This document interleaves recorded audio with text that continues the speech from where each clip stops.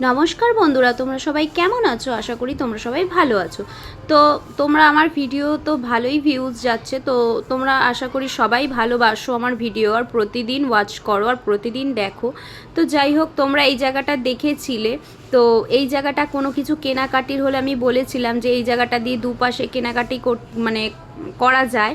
তোমরা অবশ্যই এখান থেকে কোনো কিছু কেনাকাটি করে নিতে পারো। আর খুবই কম প্রাইস, খুবই কম দাম, সেমন একটা দাম নেই, কমই দাম। তো একটা কথা বলি, আমাদের এখানকার থেকে মানে আমাদের এখানে যা জিনিসের দাম তার থেকে তার তুলনায় ওইখানে অনেকটাই কম পরিমাণে মূল্য।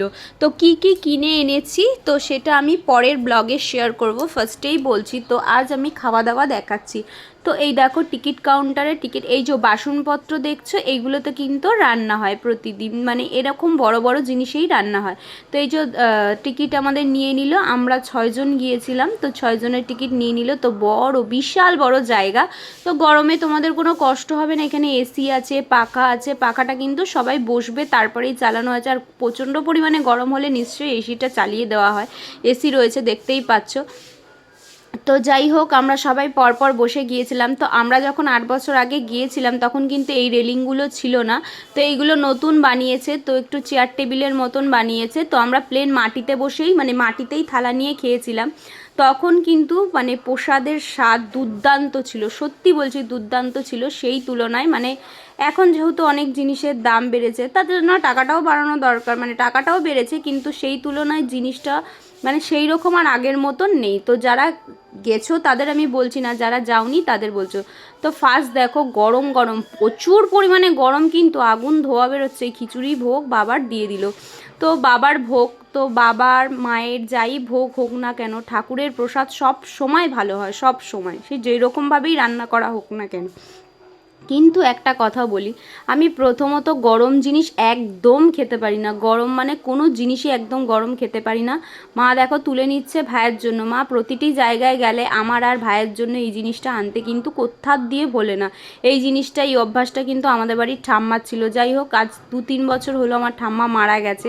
তো যাই হোক, সেই জায়গাটা প্রচণ্ড পরিমাণে মিস করি। আমি মাকে বলছি, মা তুলে নাও তুলে নাও, মা তা সত্ত্বেও দেখো কত তরকারি ফেলে রেখেছে। তো আমি পারলে কিন্তু অবশ্যই খেতাম, কিন্তু আমি এত পরিমাণে খেতে পারি না। যারা আমার প্রতিদিন ব্লগ দেখো তারা জানো। আর এতটা আমি খেতে পারবো না, এই কারণে আমি হাত দিয়ে দেখাচ্ছি কী করে খাই বলো, এত গরম। আমি তো বসেই রয়েছি, সবাই খাচ্ছে।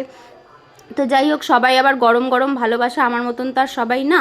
আমার বাবাও সেই ধরনের, দেখতেই পারবে যে কতটা পরিমাণে নষ্ট করেছে। মানে একবারই নিয়ে, আমার বাবা 2বার নিয়েছে বলে নষ্ট করেছে, আমি কিন্তু একবারই নিয়েছি। তাও মা কতটা তুলে নিল দেখতেই পাচ্ছ। তো যাই হোক, ভগবানের প্রসাদ আমি যতটুকুনি নিয়েছিলাম খিচুড়ি, মানে যতটা আমার পাতে ছিল ততটা কিন্তু পরিষ্কার করেই খেয়েছি, তোমরা লাস্টে দেখতে পারবে। তো খিচুড়ি আসবে 2বার, প্রসাদ মানে এখানে তরকারি আসবে 2বার। তরকারিতে ছিল সয়াবিন, আলু, কুমড়ো আর মানে সব রকম এই কয়েকটা সবজি দিয়ে তরকারি ছিল। আর খিচুড়ি ছিল পাতলা। তো যাই হোক, দেখতেই পাচ্ছ খিচুড়ি 2বার দেবে আর তরকারিও 2বার দেবে। তারপরে আসবে পায়েস। পায়েসটা আসলে আমি তোমাদের অবশ্যই দেখিয়ে দেবো। তার আগে আমি আর একটা কথা বলে দিচ্ছি, মাছি ওইদিকে দেখো কত সুন্দর চেটে ফুটে পরিষ্কার করে খেয়েছে। তো এটাই হচ্ছে স্বার্থ, ও এই জিনিসগুলো ভালো খায়নি আর কি না, আমি তো সত্যি কথা বলছি, ও প্রসাদ ভালো পরিষ্কার করে খায়, অন্য খাবার যত না পরিষ্কার করে খায়। তো যাই হোক, এইদিকে দেখো আমি খিচুড়িটা কিন্তু খেয়েছি, এতটা পরিমাণে আমার খাওয়া অসম্ভব। আর পায়েস কিন্তু একবারই দেবে, বারবার বলছি, খিচুড়ি 2বার, তরকারি 2বার, পায়েস একবারই দেবে। আর একটা জিনিস এখানে কিন্তু খুবই বাজে জিনিস, এখানে কিন্তু জল দেয় না। জল কিন্তু তোমরা নিয়ে যাবে, বারবার বলছি, যারা গেছো আমি তাদের বলছি না, যারা যাওনি তাদের আমি বলছি, যারা যেতে চাও তাদের তাদের উদ্দেশ্যে বলছি, জল অবশ্যই ক্যারি করে নিয়ে যাবে। এখানে কিন্তু জল কীরকমভাবে বিচ্ছিরি একদম প্রসেস খেতে দেওয়ার। তো জল একবার দেবে, দিবে কীরকম, তাও আবার জগে করে নিয়ে ঘুরে বেড়াবে উনি। মানে এতটা লোক, এতটা জায়গায় নিয়ে উনি হেঁটে বেড়াবে, তোমার গলায় আটকে মানে কিছু হয়ে গেলেও কিন্তু সঙ্গে সঙ্গে দৌড়ে যেতে পারবে না, যখন আসবে তখন। জল কিন্তু অবশ্যই আমরা সবাই নিয়ে যাই, তাও যারা নিয়ে যাও না তারা নিয়ে অবশ্যই খেতে বসবে।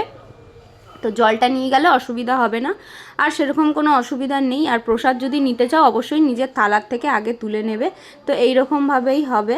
তো এটা একটু বন্ধ হয়ে গেছিলো কারণ ক্যামেরাটা নিয়ে তোলা খুবই অসুবিধার ব্যাপার। তো যাই হোক, এখানে মানে বাইরে অনেক মানুষ বসে থাকে, অনেক দুস্থ মানুষ বসে থাকে। প্রথমেই বলছি আমার কিন্তু সেরকম একটা ক্ষমতা নেই, তোমরা সবাই জানো আমাকে ভালো মতন চেনো। যদি কোনো দিন ঠাকুরের আশীর্বাদে কিছু করতে পারি তোমরা অবশ্যই সেটা দেখতে পারবে আমি কারোর জন্য কি করি আর না করতে পারি। আমার মনে অনেক আশা, অনেক ইচ্ছে। যাই হোক, সবার জন্য, নিজেদের লোক তো আছেই, তারপরে দুস্থ মানুষদের জন্য অবশ্যই করব। তো ভগবান যদি দেয় অবশ্যই ভগবানের চরণে গিয়ে সবাইকে দিয়ে আসবো। তো যাই হোক, এই দেখো মাছি আমার কাছ থেকে এই জিনিসটা বায়না করেছিল, বলছে দিদি এটা কিনে দিবি। আমি বলছি হ্যাঁ কিনে দেবো না কেন, অবশ্যই। তো দেখো কতটা পরিমাণে আনন্দ। তো যাই হোক, মানে এই মানে ছোট ছোট জিনিসেই গরিব মানুষরা কতটা খুশি হয়ে যেতে পারে। ও কিন্তু সেই পুজোর আগের থেকে এসছে আমাদের বাড়িতে, সেই একভাবেই রয়েছে। আবার যখন ভালো লাগবে না হয়তো চলে যাবে। অবশ্যই নিজের বাড়ি আছে, ওর দিদি আছে, আর ওর মা বাবা কিন্তু নেই, অনেক ছোটোবেলায় মারা গেছে, কেউ নেই। তো ওরকম একটা মানুষ, যাই হোক, ওর থাকে, ও আমাদের বাড়িতেই থাকে, আমার শ্বশুর বাড়ি বাবার বাড়ি অল্টারনেট করে যখন যেখানে ভালো লাগে থাকে। এই আইসক্রিম কিনে এনেছিলাম সবার জন্য। তো ওইখানে গরম খিচুড়ি খাওয়ার পরে প্রচণ্ড পরিমাণে গরম লাগে, আর প্রচুর পরিমাণে রোদ, ওরকম দেখে বুঝতে পারছো না, প্রচণ্ড পরিমাণে রোদ ছিল। তাই সবাইকে একটা করে আইসক্রিম দিয়েছিলাম। এই যে মিষ্টি, সামনেই একটা নতুন মিষ্টির দোকান খুলেছে। তো যাই হোক, দেখো আমরা কিন্তু মানে পিসির বাড়িতে যাচ্ছিলাম বলেই মিষ্টিটা নিয়েছিলাম। তো আমাদের বাড়ির জন্য মানে আমরা যে খাবো সেই মিষ্টিটাও এনেছিলাম, সেটা এনেছিলাম স্টেশন থেকে যদি মাখা সন্দেশ নিতে চাও নিতে পারো, খুব সুন্দর আর সুস্বাদু খেতে হয়। তো এখানকার মিষ্টি খুবই সুন্দর, আমার তো বীভৎস পরিমাণে ভালো লাগে। যারা যারা মিষ্টি লাভার আছো অবশ্যই এখান থেকে মিষ্টি নিয়ে আসবে। তো এই গরিব মানুষের ভালোবাসা দেখো, গরিব মানে গ্রামের মানুষের ভালোবাসা তো এটাই হয়। দেখো আমাদের নিতে এসছে। তো এটা আমার দিদির ছেলে ছিল, বাবানকে খুব ভালোবাসে। তো বাবান আর ও একই বন্ধুর মতো। এই যে দিদির বাড়ির জায়গা। তো আমার পিসির কিন্তু হচ্ছে 2 ছেলে আর 1 মেয়ে।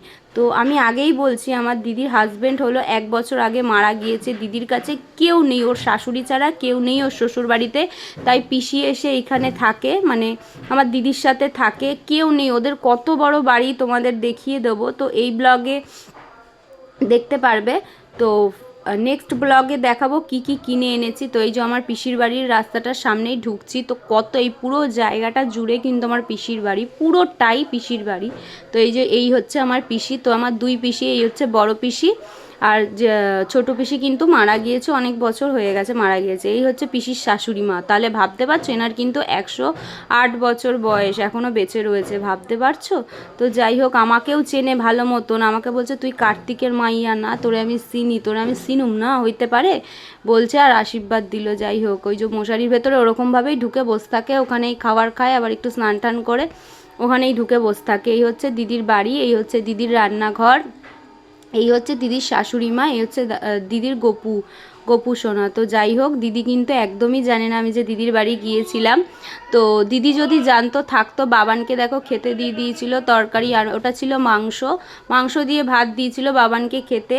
তো দিদি জানে না একদমই, তাই জন্য আমাদের পিসি পিসির একাদশী চলছিল, পিসি এইদিকে নিরামিষ ভাত করে নিয়েছিল, একাদশীর পরের দিন ছিল হয়তো। তো যাই হোক, তো আমাদের অনেক করে বলেছে, আমরা যেহেতু প্রসাদ খেয়েছি আমাদের পেট ভরা ছিল, কিচ্ছু খাইনি। তো এই হচ্ছে দিদির বাড়ি। এই যে দেখো বাতাবি লেবু ঝুলছে, কত বড় জায়গা, বিশাল বড় জায়গা। দিদি কিন্তু একা 2 ছেলে মেয়েকে নিয়ে থাকে, আর পিসির শাশুড়ি মা আর দিদির শাশুড়ি মা এই কয়জন মিলেই থাকে বাড়িতে, কোনো বড় ছেলে নেই, কেউ নেই ওদের মাথার ওপরে। তো যাই হোক, কি কষ্ট, আর কি করব বলো, আমার কিছু করার নেই। যদি কোনো দিন কিছু হয় অবশ্যই সবার জন্য করব, তোমরা দেখতেই পারবে। ভিডিওটা যদি ভালো লেগে থাকে লাইক করবে, কমেন্ট করবে, শেয়ার করবে, আর সাবস্ক্রাইব করে অবশ্যই চ্যানেলটাকে দেবে।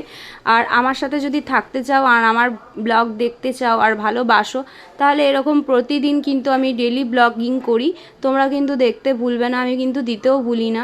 যতই কষ্ট হোক না কেন, যতই যা কিছু হয়ে যাক না কেন। এ দেখো এরা সবাই গাড়ি চালাচ্ছে, আমিও কিন্তু গাড়ি চালাতে পারি, বাবা আমায় দেয়নি। ওদের বাড়িতে মুরগি ছিল কয়েকটা, এটা হচ্ছে মুরগির ঘর। তো আসার সময় দেখো এইদিকে ওদের হচ্ছে বিসর্জন হচ্ছে, দিদির সাথে কিন্তু দেখা হয়নি। তো কোথায় দেখা হয়েছে এটা সব পরের ব্লগে বলবো, দিদি জানে না, তো জানলে বাড়িতেই থাকতো। তোমরা জানো ওকে বলে যায়নি, গরিব মানুষ কি এনে বসবে, এই কারণে বলে যাইনি, হঠাৎ করেই দেখা করব বলে, কারণ না হলে আমার আর কোনোদিন যাওয়া হবে না ওইখানে হয়তো, এই কারণে আমি চলে গিয়েছিলাম। তো এক কাজে দু কাজ হয়ে গেছে, ওর বাড়ি আসার পথে, বাবার মন্দির দিয়ে আসার পথেই ওর বাড়ি পড়ে, এই কারণে ওখানে যাওয়া। তো এইখানে দেখো আদিবাসীরা ডান্স, কেমন লাগলো অবশ্যই জানিও। ভিডিওটা ভালো লাগলে আজকের মতো সবাইকে টাটা।